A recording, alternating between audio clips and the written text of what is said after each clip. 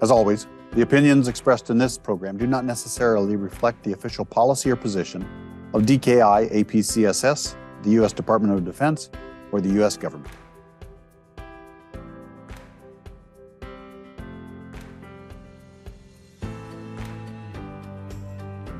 This brings to the fore a spoke-to-spoke, a rapid development of spoke-to-spoke relationship with Japan and the Philippines. Much to, I think, to the surprise and the pleasure of the United States, finally, spokes are talking to each other, trying to come up with predisposed towards regional stability and the like. From the Daniel K. Inouye Asia-Pacific Center for Security Studies in Honolulu, Hawaii, welcome to episode 15 of the Security Nexus webinar. I'm your host, James Minnick, Colonel United States Army retired and professor here at DKI APCSS. Today's topic, the Philippines builds security, faces challenges. The Philippines is located in the heart of the Indo-Pacific, a region experiencing heightened geopolitical tensions and strategic competition. Its strategic importance cannot be overstated. It is a linchpin of regional security, and its choices have ripple effects across the globe. The archipelago is a critical juncture, navigating a complex web of alliances and threats that shape its national security posture. The Philippines faces a daunting array of threats. China's growing assertiveness in the South China Sea directly challenges Philippine sovereignty and raises concerns over regional stability. This includes aggressive actions such as the recent water cannon incident targeting Philippine vessels, underscoring the ongoing maritime disputes. Internal security concerns persist, with insurgencies and terrorism posing significant challenges. Additionally, the country is increasingly a target of sophisticated cyber attacks, highlighting the need for robust security measures. These pressures are magnified by the Philippines' need to navigate a complex geopolitical landscape, balancing its historical ties with the United States and the economic allure of China. The Philippines has a long-standing security partnership with the United States, rooted in shared values and mutual defense commitments. However, the economic opportunities presented by China's Belt and Road Initiative offer tempting prospects that the Philippines must carefully weigh. Despite these challenges, the Philippines is taking a proactive stance. The nation is adopting a comprehensive defense strategy, forging deeper alliances with traditional partners such as the U.S. and Japan, and acquiring modern military equipment to bolster its defense capabilities. This strategic shift is not without risk, as the Philippines must carefully navigate its relationship with regional and global powers.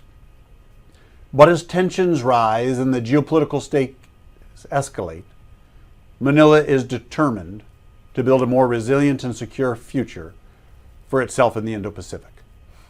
To help us understand these intricate dynamics, we are joined today by Dr. Virginia Bakay Watson, an expert on Philippine security. Dr. Watson brings a wealth of knowledge and experience to our discussion. We'll delve into the country's evolving strategic landscape, the impact of regional tensions, and the role of international partnerships. We'll examine the implications of the recent Trilateral summit involving the United States, Japan, and the Philippines, and the steps the Philippines is taking to bolster its resilience in the face of unprecedented challenges. The stakes are high. The decisions made by the Philippines will shape its future and impact the stability and prosperity of the Indo-Pacific region. As we explore these themes today, we aim to comprehensively understand the security dynamics and the strategies employed to address them. Let's get started. Virginia, welcome.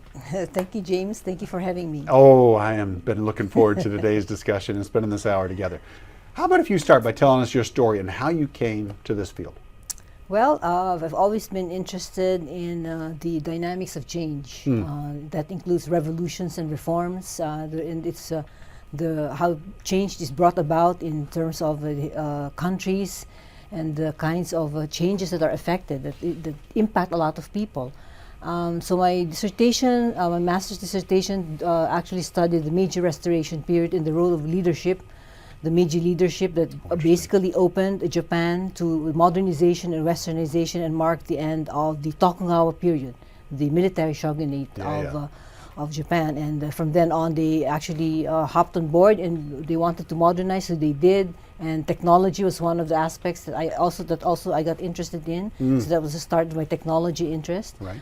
And then I proceeded on to study again Japan in terms of the culture of innovation during the golden age of innovation in Japan in the 1970s to the 1990s. And I studied how they were able to actually develop that particular culture and inhabit a space that created this golden age. And again, the role of leadership, the role of the elites that were really crucial in leading the country to change. And so for the Philippines, I've always kept one eye on, I was born in the Philippines and in Zamboanga City actually.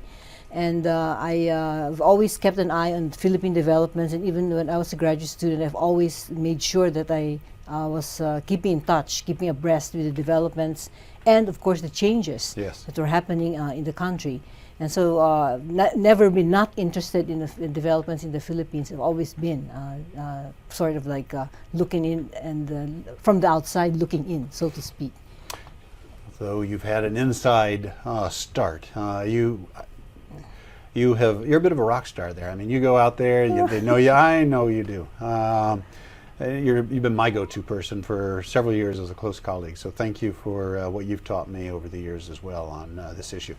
We're going to have a great discussion. I want to start off, maybe we'll put some context to this, and let's talk a little bit about the history. So the U.S.-Philippines Security Partnership is transformed from its Cold War origins to address modern strategic realities in the Indo-Pacific. So here's the question. How have key historical milestones shaped the current security relationship between the U.S. and the Philippines, and how do these dynamics influence stability within the Indo-Pacific today? Well, the deep relations between the United States and the Philippines goes back a long ways. It didn't really start off on the right foot. The Treaty of Paris in 1898 ceded the Philippines on the verge of victory against Spain to the United States, and of course that led to the total rejection in a way of the Katipuneros, the Philippines who went up against Spain to have another colonizer and have to deal with that again. And so there was a bloody war, the Philippine-American War, in the early 20th century.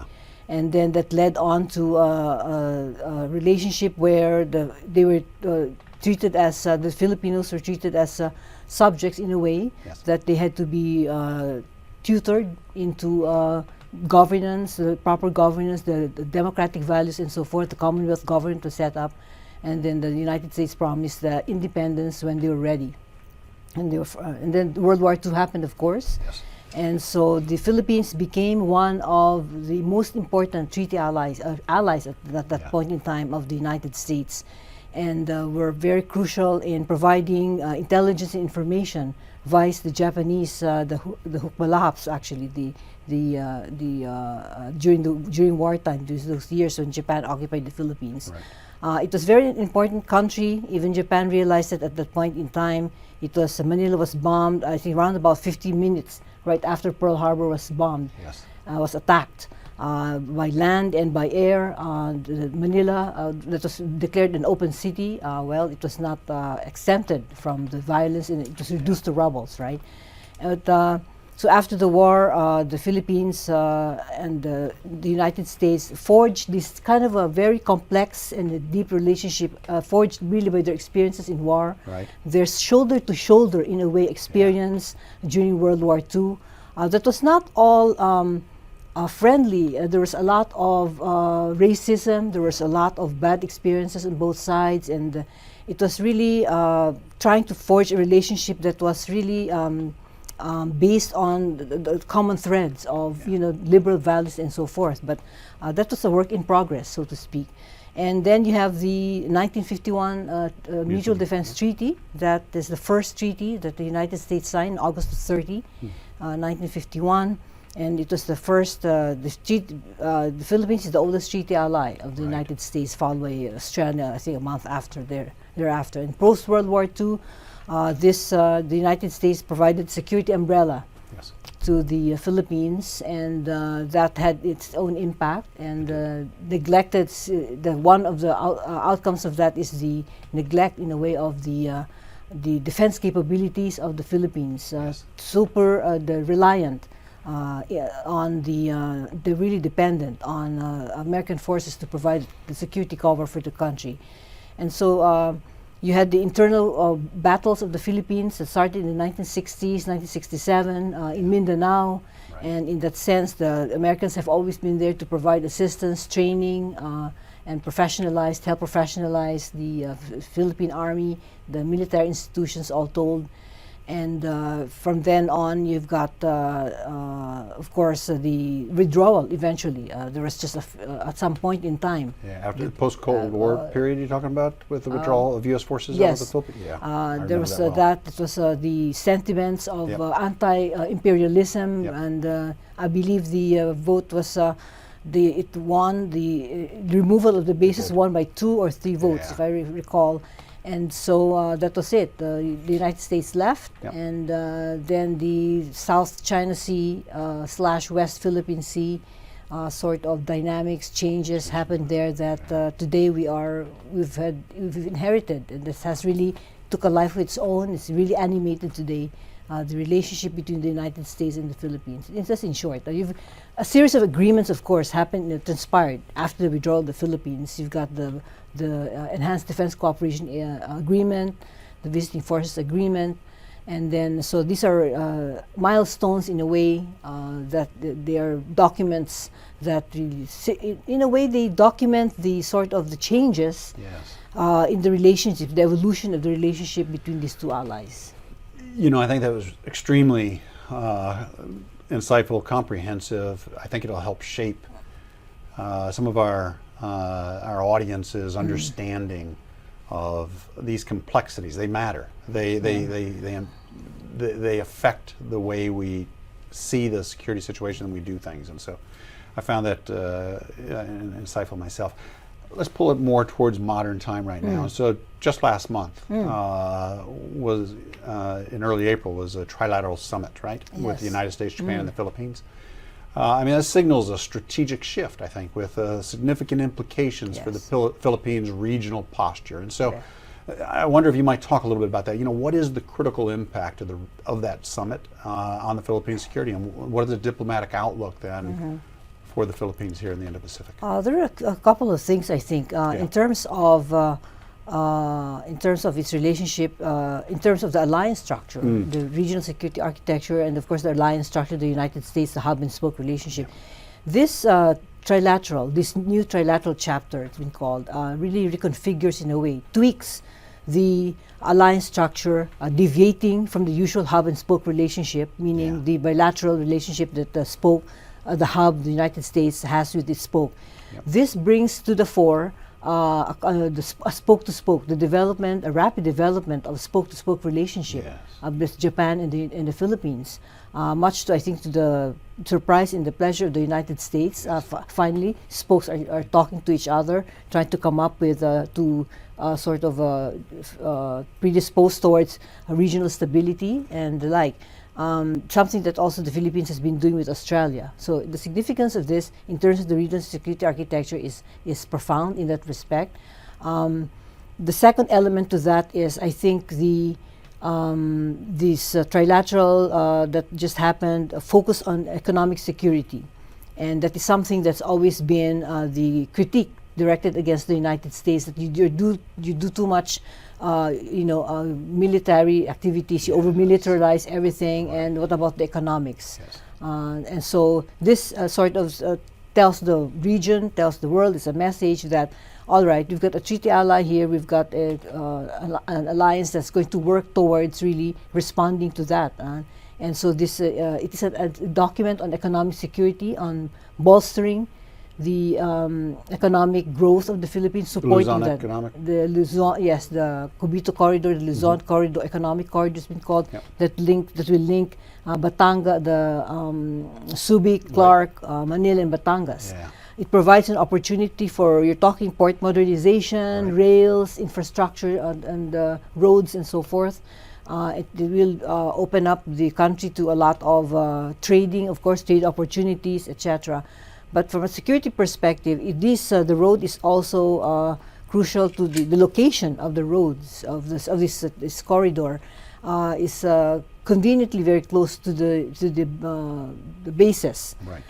That's been that's opened up to the Philippines, to the United States Right. under the EDCA agreements and so forth that President Marcos just announced the addition of more bases. Four more bases, four more right? bases, So that correct. added 9. Yeah, and they happenstance they're located in this corridor as well. So strategically speaking, that sort of cements, I guess, the further the role and position of the Philippines as a critical ally, vice perhaps the strategic competition, and also vice Taiwan, because some of the provinces that are covered here are very close to Taiwan. Yes. So that's again very significant, and from a strategic perspective. The other significance of this trilateral also, I believe, is that it signals to the world the strong sense of agency of the Philippine government, that it is able to make decisions on its own in terms of crafting its own strategic future, its own strategic outlook, and deciding the more important elements and features that will define their future. And this is I think this is a signal in that respect. And finally, from the perspective of the other partners in the alliance, for example, Australia, some of the observers Yes. and experts on this issue said that this is, in a way, signals the sort of shows the promise and the potential of the Philippines as a middle power. That Nice. this situation is an accelerant towards the Philippines, perhaps leading towards this development as a middle power amongst the Southeast Asian nations. Very helpful analysis and understanding that. Thank you for that.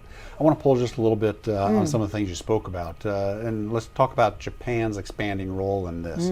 And they're increasing collaboration with the Philippines, as you spoke about, on defense initiatives, and this does, I think in your words, marks an evolution in this relationship. And so maybe let me ask you this question. How is Japan enhancing the Philippines' security capabilities? What are we seeing, and what are those strategic motivations for deepening this partnership? Very interesting, very good question. I thought about that, and I said right now there's in a way a strategic convergence between Japan and the Philippines in terms of the common thread of their the convergence. Yes. Of their national interest, that is against they're both a territorial dispute with China, for one. They are both the objects of gray zone tactics and the like. They both are allies of the United States that have signed mutual defense treaties with the United States, so they're treaty allies. They are in the first island chain. That's another similarity, and the only difference, of course, is the fact that there is the strategic convergence in a way, the dissonance in a way of the asymmetry is in the resources and the capabilities. So there is an asymmetry that's not reflected in the strategic convergence. So that's where the gap is, and I think that's where Japan fills in the gap in terms of providing more assistance to the Philippines, where the United States may not be able to, or to complement what the United States is providing as a treaty ally. Japan is also right there, providing the same, not necessarily the same, but whatever is needed. It also fulfills it establishes standards in terms of just governance issues, the standards, the norms. It helps towards the habits of good governance, of high standards in even things like the purchase of material and equipment and the finishing up of projects. No questions asked. We'll do quality work. We'll do that, and no strings attached, sort of thing. So that's, I think, an important contribution of Japan in terms of just kind of on that particular side. I'm thinking about normative development of habits, and at the same time, I think Japan is also an important partner of the Philippines, not just strategically but economically speaking. So and so the friendship there is rapidly developing, and driven all really by practical needs, but at the same time they are on the side of the rules-based international order also. That's brilliant. I don't know that I had thought that deeply on the way you just outlined it, and so thank you for the way you did that. Let's talk about China's assertiveness. Oh. I mean, there are assertive actions in the South China Sea. I mean, they directly challenge Philippine sovereignty, and without a doubt, I think they're heightening the concerns of regional stability. So how can the Philippines, its allies and partners, then develop multilateral strategies to counter China's growing assertiveness and preserve regional stability? What can we do? Of course, it's a very difficult question. Yeah. Super difficult That's question. why I brought it to you. I don't have answers for sure. I can, however, cite one that really sort of inspired me to think further on the issue. The first one, of course, is I think continuous improvement of the alliance structure, continuous innovation of the way it's being laid, the way right now we have the spoke to spoke, right? So innovations in the organization, the structure of the alliance, how it can really be updated, modernized, as it were, to sort of catch up to the new realities, the new security realities of, you've got gray zone, hybrid, you've got all kinds of threats now, new emerging threats, artificial intelligence. These need to be incorporated into existing strategic concepts that are being used by the countries. At the same time, one article I read, and I will cite the authors, we know him, Victor Cha, of course. proposed the idea of a collective resilience. The idea of collective resilience, I'm sure, James, you've read about that. That is, I think, something that could work.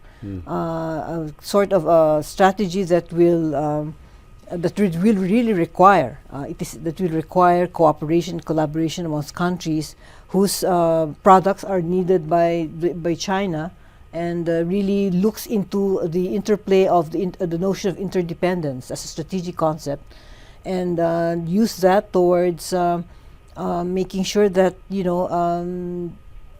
coercion is minimized, economic coercion is minimized, and to the extent also that they are able to slowly tighten their grip on political affairs of countries. Then this is have been banding together and not letting China get away with a ban on this and that. Because if we deal with them bilaterally, you're not going to go anywhere. They've punished countries. They have.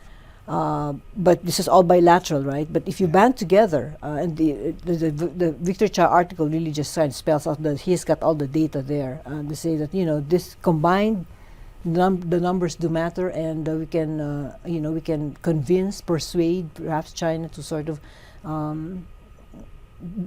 be part of the international community as the way it should be. I think Victor uses an example of how South Korea was punished by China from the THAAD. The bananas in the Philippines. That's right. So there's several examples, Yeah. and I guess the larger point being that countries that are standing up, that are doing things, need not be alone, because this, Right. to your words, it is a difficult circumstance for them to be bilaterally just having to fend this off from an assertive China. And it makes you wonder, the Philippines, if they have not now found themselves closer in the sights of China because of these actions, the trilateral symmetry, the different thickenings of relationships, if now they, in some regards, haven't painted a bit of a target on themselves. I think we're seeing, for example, an increased level of state cyber attacks against the Philippines, and all these different things that they'll have to respond to, which will be a degree of increased challenge as well, and no doubt a tremendous amount to stand against. Yeah. You spoke earlier about EDCA, and you were speaking about some of those benefits, the Enhanced Defense Cooperation Agreement between the U.S. and the Philippines. Just before we started the show, we were talking, mentioned how it's its 10-year anniversary. It was established in 2014.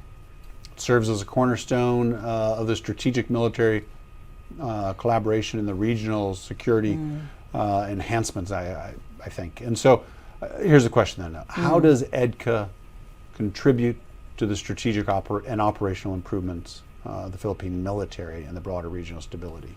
I think it's a part of a security part. It's an element of a security partnership, right? And so some would say that it might militarize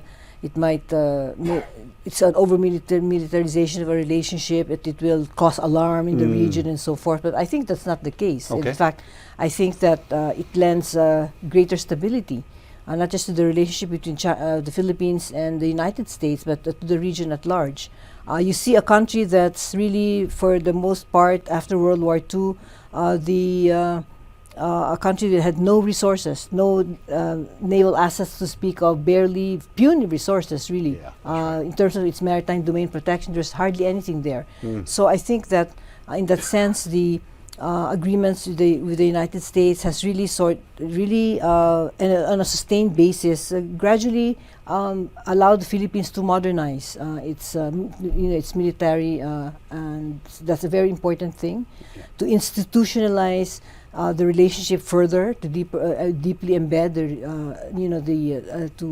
the Philippines and the United States in a relationship that's very important, strategically speaking. And at the same time, also it sets allows the Philippines to, I think, to again, it's sort of a forcing function for the Philippines to up its game, to up its ante. They get education, they get all this, this foreign sales, and they get education and this continuous training.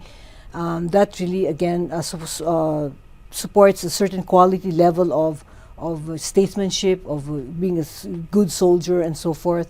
At the same time, these kinds of relationships also leads to eventually, hopefully, good governance, the production of good leaders. The refinement of strategic thinking that's very much needed. The way to how to incorporate the future with the current realities of the Philippines security environment. And I think you've seen some of the products of this. You've got fellows. Yeah, that's right. Who are products of these of the education, of the kinds of trainings that the United States has been providing. And it has borne a really good fruit in that respect. Yeah, that's right. The interoperability is big as well, and the improvement in maritime domain awareness, and because it's an important aspect of the relationship too.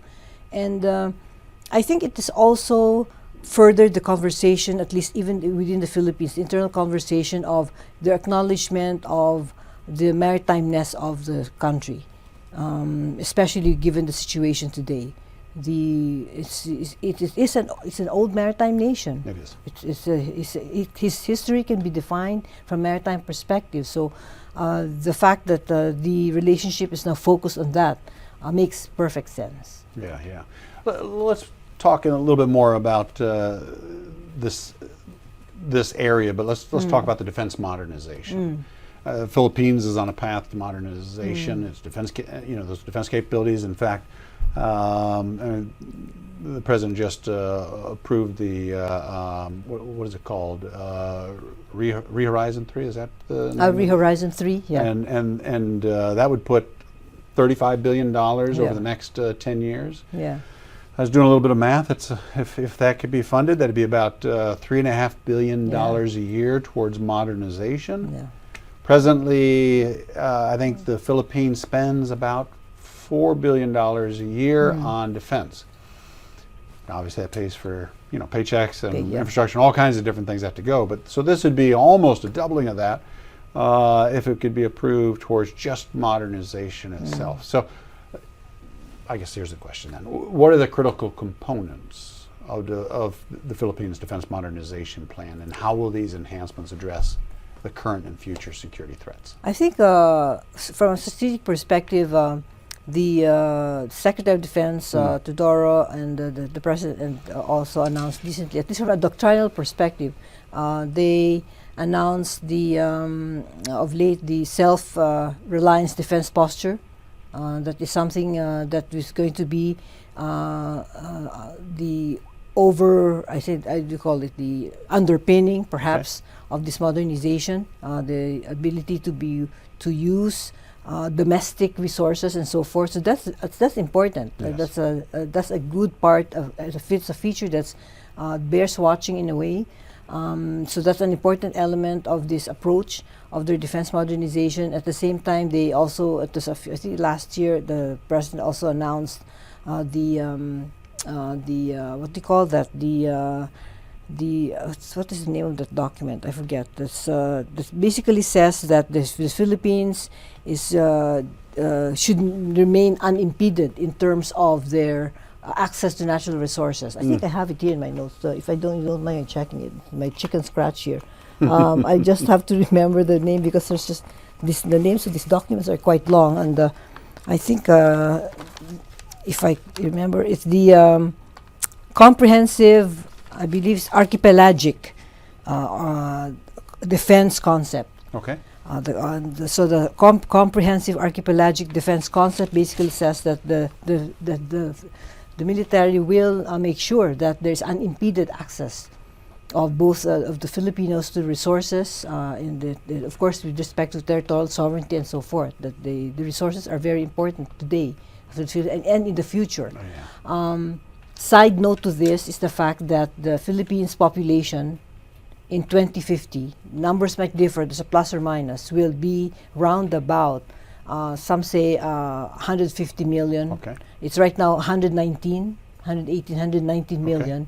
It will be the 12th most populous nation in the world around the time, and it will need 100 new cities at least to house the additional given about 1.9% growth of mortality rates, so birth rate of the Filipinos. So in terms of the role of defense, in terms of the future, this the demographics in the Philippines will play an important role in terms of resource management. So that's where South China Sea resources are going to be very important and as a strategic asset. And so that's something that needs to be thought of now, right? Yes, how will you answer for, where will you get the resources, especially protein? Fish is the number one protein source of the Filipinos. Yeah. Because the importance of the maritime domain goes beyond just the strategic in the competition between the United States and China, or Philippines and China territorial dispute. It's about resources, about economics and energy as well.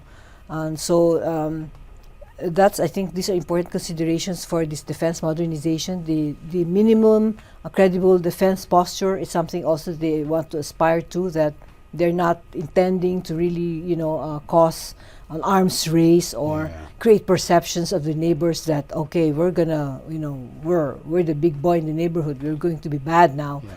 I don't think that's really happening, but understood within the Southeast Asian region as a country that really just needs to modernize so that it will be able to protect its national security interests and defend their territories when needed and appropriate.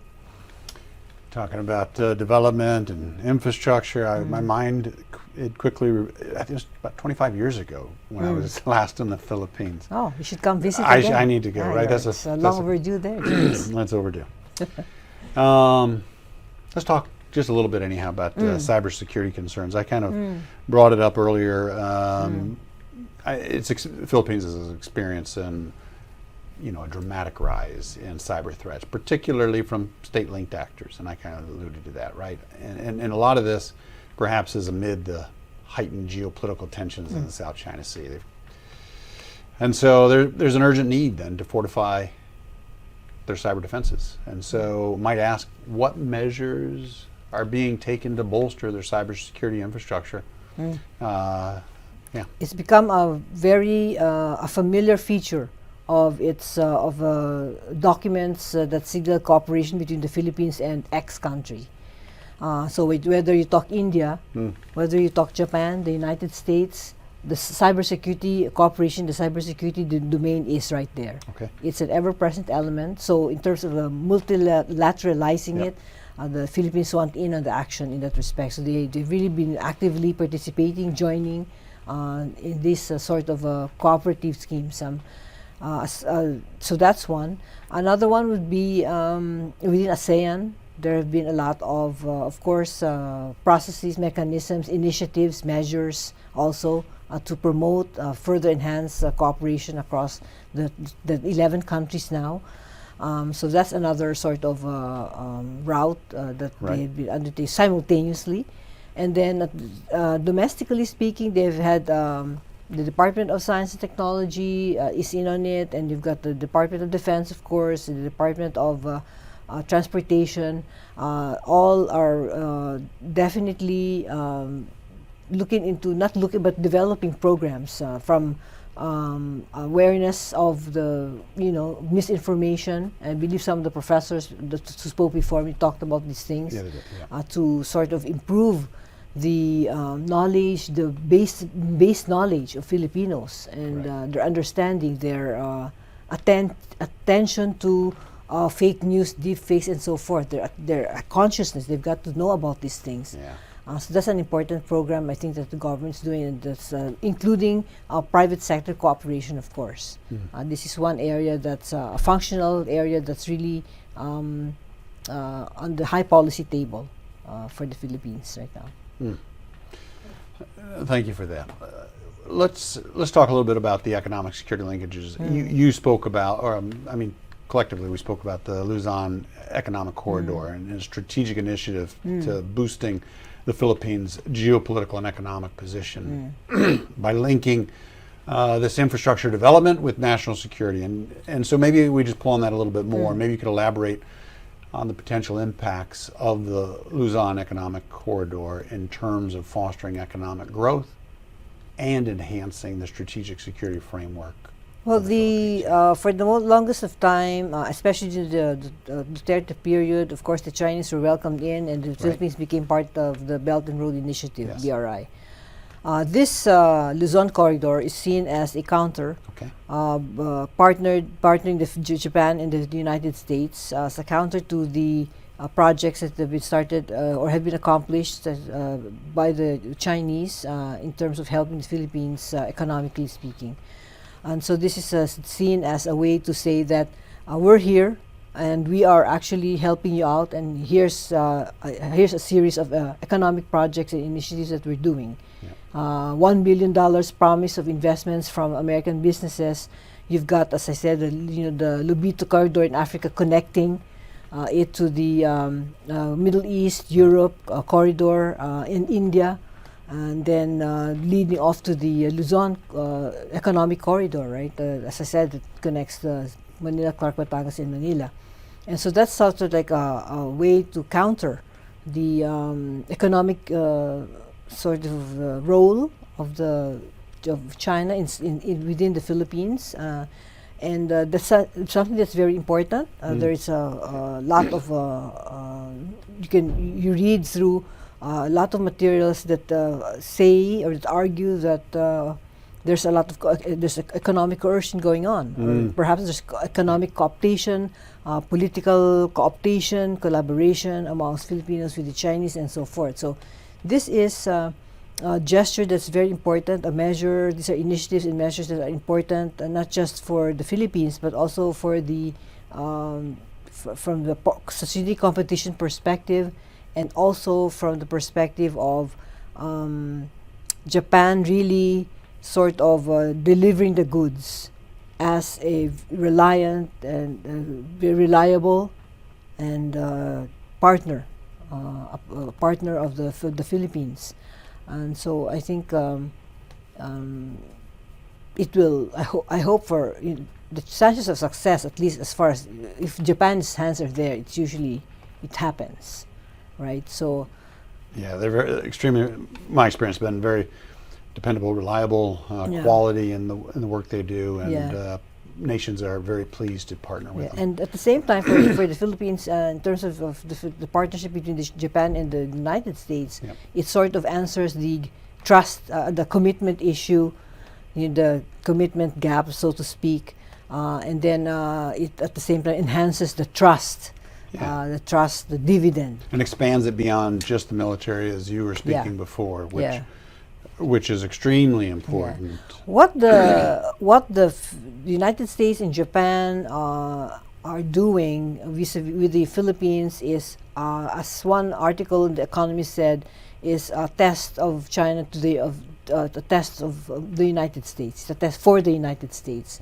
Countries are watching, China's watching. Is this going to unravel? How are they going to make this work, right? So it comes at a very appropriate time, when both China and the Philippines and I mean both the United States and Japan said, okay, this is our chance. There's a strategic convergence, and so we are. There's no conflict of interest per se between Japan and the Philippines. Let's do it.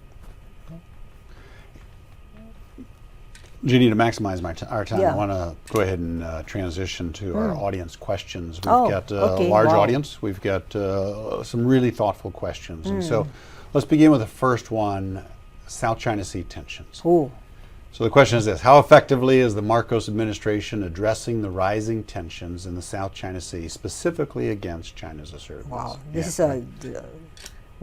viewers, you've just given me a really hard question here. I would say, and you have to please bear with me and listen to my logic here. I would say, I'd ask the question first, has the Chinese, I say it's a draw in a way, has the Chinese been effective in forcing the Philippines out of Ayungin Shoal or the Second Thomas Shoal? No, Not right? yet. So far, no. Has the Philippines been successful in persuading the Chinese to stop the bullying and the aggressive act? Not yet, so far, right? So on paper, at least, neither have accomplished their objectives, at least in the short term, for the moment. It has inspired some people to write the fact that the Philippines has been holding the line, much to the surprise of people. So short term, it seems like there's some surprise there that the Philippines has managed through creative means and ways to hold the line against China. And so, as they say, that perhaps this might inspire other nations to follow suit, if at all, right? There's one phrase that is so far removed from this that I thought was relevant, someone called something, not about geopolitical stuff, it's about personal stuff, radical confidence, meaning you're afraid, but you're going to do it anyway. So that's what they have right now. So no one. So long term, of course, will they hold out? We don't know. The BRP Sierra Madre that's grounded in Ayungin Shoal is decaying, and so they need construction materials, right, to ensure the presence of the Philippines there. And so that's a huge question mark. But as of the moment, then, but when you parse out the sort of the elements that define. When you assess the elements that define the actions of the Philippines in the South China Sea, from the left you could see that they've been very effective in some instruments, and there's work to be done in others. So in terms of let's say diplomatic means, that they've been very successful in using that as an instrument to protest, to lodge protests. 143 note verbales as of March 2024, as they've filed so many protests so far. Also opening, that's not been closed for negotiation, for an option for China and the Philippines to talk, right? So that's been an instrument that's available so far, and they've used that to the extent that they can. And then you've got, of course, the legal, the international maritime laws to great effect. Their victory in the 2016, The Hague, the Permanent Court of Arbitration, have been used by the Philippines effectively as the sort of the legal cover, the justification for their actions, legal actions in protecting their their territory, right, in the Second Sama Shoal. And so can't question that either. And they've gotten some fans, so other nations saying, "Wow, you're doing that. That's all you got." Just the legal shield there. But I think that's a success in that respect. That you can't just. It's hard to maneuver when you're both signees to the United Nations Convention of the Sea. That's right. Moving towards the middle, I believe that the use of alliance upgrading has been very effective. Whether we know that this is an issue between the Philippines and China, nevertheless, the underpinning, the strategic underpinning of or the future of what happens here is not just about the Philippines and China. It is about the strategic profile of the entire Indo-Pacific region, like you said in your introduction. Correct. It's a linchpin. It is. And it is a concern, and rightfully so, of all the other countries. And so the response, the upgrading of the alliance between Japan, the Philippines, Australia, strategic partnerships, and their exercise, the joint exercise, Philippine-Australia joint exercise, India, right. To a certain extent also. These signal, success in the building alliances and more friends in that respect. Where they need a little more work, of course, and assistance is the military aspect, and at the same time, of course, the domestic scene, where you've got pro-Chinese lobby groups now of kind of flourishing in a way, the advent of different kinds of narratives, and so I think the Philippine government has to really ensure unity, Filipino unity, and not be vulnerable to divide and rule, not be vulnerable to any approaches to sort of undermine the Filipinos being as one nation, common with a common enemy or common problems that they have to really fight and to defend their national interests. So I think that is something that's an effect that's not an effect but rather an outcome of this contest that needs a lot of attention, I think, and plus the coercive activities that are happening within the penetration in society, civil society, of antagonistic elements, and so the threat is now becoming internal, right? It has. Yep. So that's a serious thing. It is. Yep. And so in that sense, that really needs a lot of work.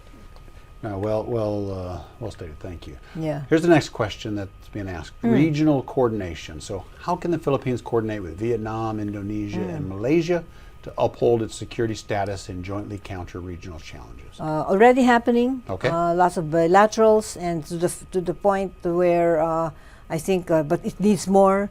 I think if they want to sort of upgrade further functional cooperation in the new domains of threats that have been in the cyberspace, in space, and all the other, the notion of how to deal with the gray zone and hybrid threats, right? So up the ante, expand cooperation to these functional and strategic issues, and probably that would be great. Going beyond disaster, HADR, humanitarian assistance, disaster relief, going beyond even terrorism and so forth. So they have to sort of, I think, topically they should really kind of do that. And at the same time, I think why not try to see if maybe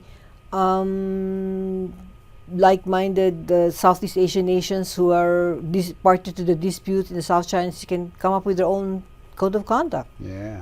Internally first, just among these 3 or 4 ASEAN nations. That's a good starting place. That's a good starting point for a code of conduct that will say, hey, we have this. The positive developments have been, for example, the settlement dispute between Vietnam and Indonesia.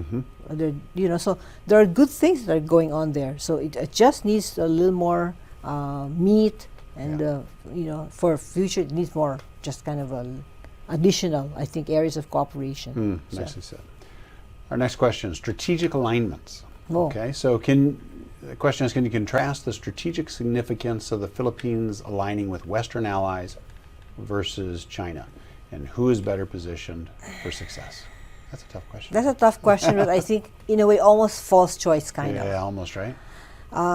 It's difficult for countries to really just, even the Philippines, given even if it's a treaty ally of the United States, has not really turned its back on China, because there's economic relationships, there's global supply chain, there's there's the talk of course, plus the notion of you got to be resilient. What does that mean? Resilience means, of course, maybe just keeping a door open and making sure that you're able to maximize the opportunities that are given you to defend and enhance your national security interest.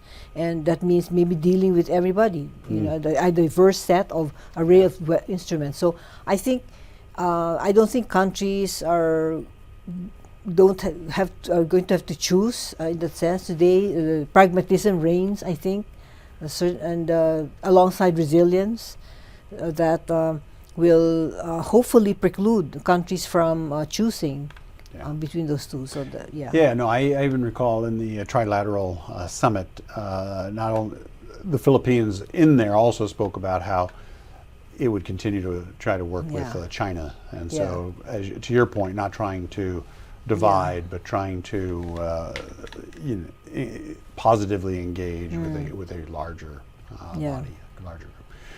Next question: India-Philippines coordination. So, okay, how do you foresee the India-Philippines relationship evolving regarding maritime safety and security cooperation? Initial impression, for as far as I'm concerned, is that the contours of Indian-Philippine relations, I believe, are starting on are being shaped by the security and defense.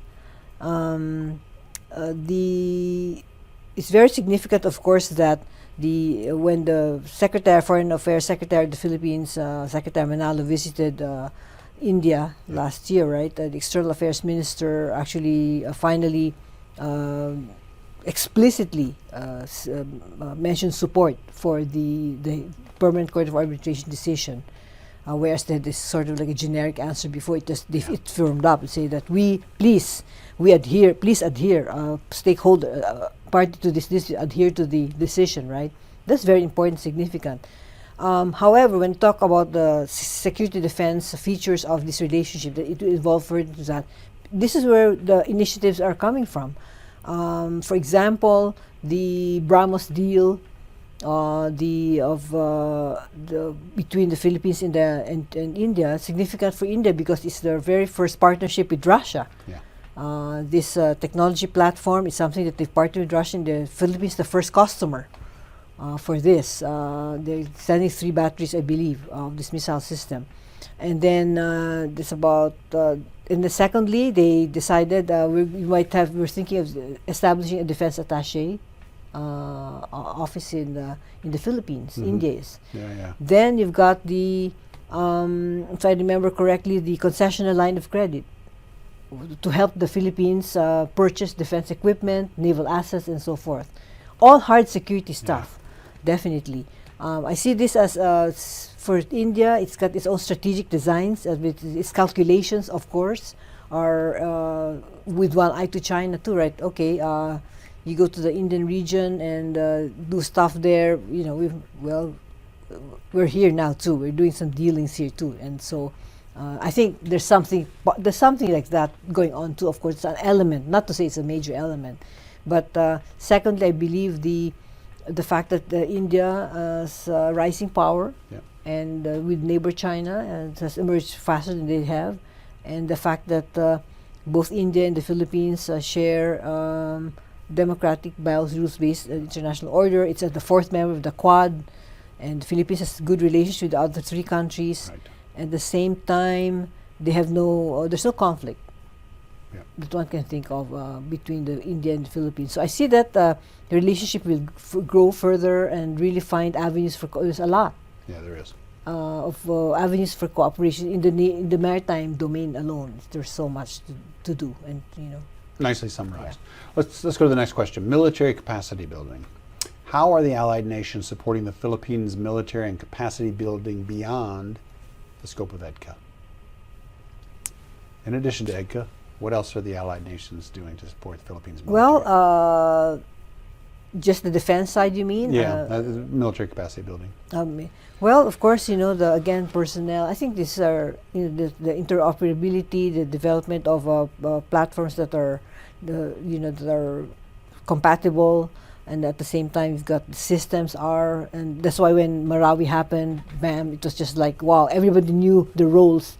And when the United States came in to help the military, the training paid off. Yeah. The shoulder to shoulder and all these kinds of exercises, right? So the exercises, the number to 200s, I believe, definitely help sustain that relationship and also make it identify continuously able to identify new threats, new perhaps new risks. At the same time, I think that such a relationship also gives potential antagonists, let's just say, a pause. That they're just going to do something because they know that there's some alliance that's going on there, and that they will help each other out in case of need. So I think, but as far as the assistance, it comes in many forms. The equipments and etc. Upgrade, technology purchase, technology transfer, something that even the Trilateral chapter of the relationship between Japan and the United States and Philippines are doing also the technology part of it. Yeah. This next question is almost like a reverse of the one I just asked you, and this is about the militarization consequences. And so, are the security partnership militarizing the Indo-Pacific, and what are the consequences for regional stability? It could go either way. I think that security partnerships, for example, the military deterrents that are of China and the United States, I think one can argue leads to regional stability. Okay. There's a symmetry there that lends itself to a stable situation, right? On the other hand, one can say that it could escalate tension. Any sort of increased heightened military activities, and in security any sort of preparations with partners and so forth can also cause increase the tension. So that's the other side. And then at the same time, will it lead to an arms race within the region? It could also, right? It could lead to an arms race depending on the circumstances. Will the withdrawal of the United States, for example, lead to an arms race in the region without not the United States? What are the other countries going to do? On the other hand, it could also help towards stabilizing the region. If you look around the neighborhood and everybody's disposable income is being spent on arms and so forth, then we are deterring each other completely. So then that neutralizes it's a neutral situation also. At the same time, economically speaking, the security partnerships could affect, it could redirect sources that are intended for economics to military. It might not be a popular decision at home. Right. Nuclear weapons or alleviate poverty. Right. There are some countries like that, right? To hard choices. So on the other hand, we want to ensure that we are able to project power, that we are able to deter others. So that's important to have. So again, this is hard choices to make. Right. Those are some of the things I think I can think of, because I know that we're almost ending here. We're cut it short. No, well, Virginia, I have enjoyed this hour together. But before we let you go, I wonder if you could recommend a book or two for our listeners that are eager to learn more about Philippine security issues. So for Philippine-American relations, if you want a history book that I believe is a fair treatment of the really a good treatment of, brings out the reality stuff, the real stuff of the blood, sweat, and tears of the relationship that forged the American-Philippine relations, it would be a book of Christopher Capozzola. That's a double P, Ozola, Christopher Capozzola's Bound by War, MIT Press, a couple of years back, I believe. It's a hardbound, maybe it's a hard copy now, but it really documents the experiences and really how the Pacific century was defined by this partnership. So this relationship, you can't just sort of dismiss. It goes back a long way and it goes deep. So that's we say, why the Philippines alliance? Well, there's a shared history there. Like most relationships, there are difficult points, there are happy points, and there are there's comfortable points. So the ebb and flow of this relationship. It's like any other relationship, but I think I would recommend this book. And then Something written by a Filipina is Judy Robinson's 1521. It goes back even further, Yes. 1521, Magellan, Ferdinand Magellan. And then it also, Colonization by Spain. correct, and makes you understand the sort of the other aspects of the Filipino psyche in a way, and a very entertaining read as well. She's residing in the United States now, but released 2022.